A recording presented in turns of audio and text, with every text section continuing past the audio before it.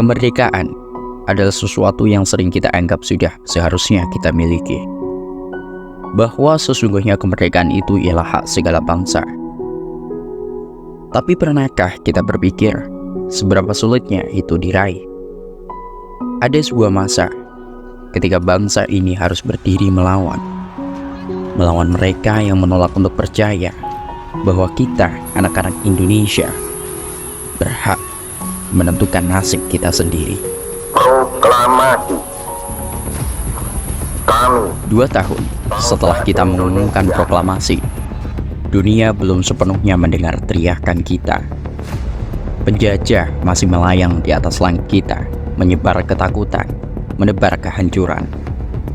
Yogyakarta, ibu kota kita pada waktu itu, menjadi saksi bagaimana tanah yang kita pijak harus berlumuran darah hanya karena kita berani berkata, "Ini tanah kami." Namun, dari tengah kehancuran itu, muncul sebuah tekad yang tak dapat dipatahkan. Ada yang namanya sudah dikenal dalam setiap lembar sejarah. Jenderal Sudirman. Bukan karena pangkatnya, tapi karena keyakinannya yang tak pernah goyah. Meski tubuhnya digerogoti penyakit, saat dunia menunggu ia menyerah, Sudirman justru menolak untuk mundur. Ia tahu, dan ia juga menyadari, bahwa selangkah pun mundur berarti membuka pintu bagi mereka para penjajah untuk kembali menguasai tanah air kita.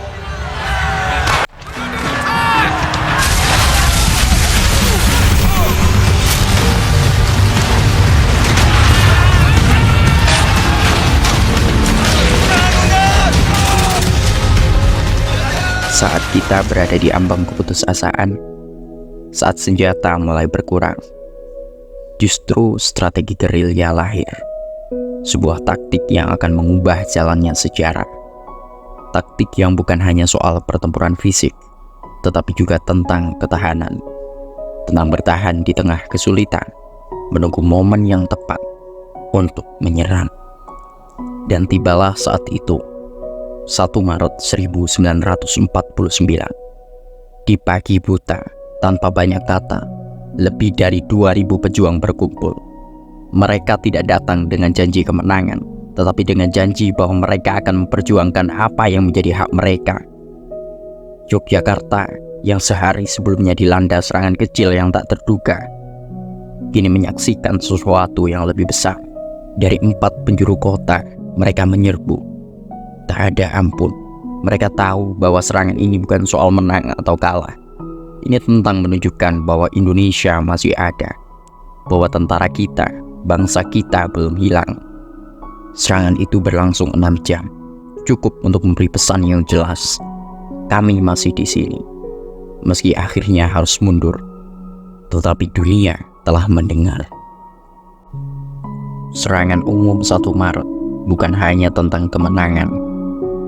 Itu adalah pesan, sebuah tanda kepada dunia bahwa kita masih berdiri, bahwa Indonesia adalah negeri yang merdeka, yang tak akan pernah tunduk lagi. Hari ini kita bisa berdiri. Hari ini kita bisa belajar, bisa bermimpi. Semua karena mereka yang pernah memilih untuk berjuang di saat segala sesuatu terasa mustahil untuk dilakukan. Dan tugas kita sekarang adalah untuk tidak menyia-nyiakan perjuangan itu. Bukan untuk kita sendiri, tapi untuk masa depan bangsa kita, untuk masa depan negara kita, dan untuk masa depan generasi penerus kita.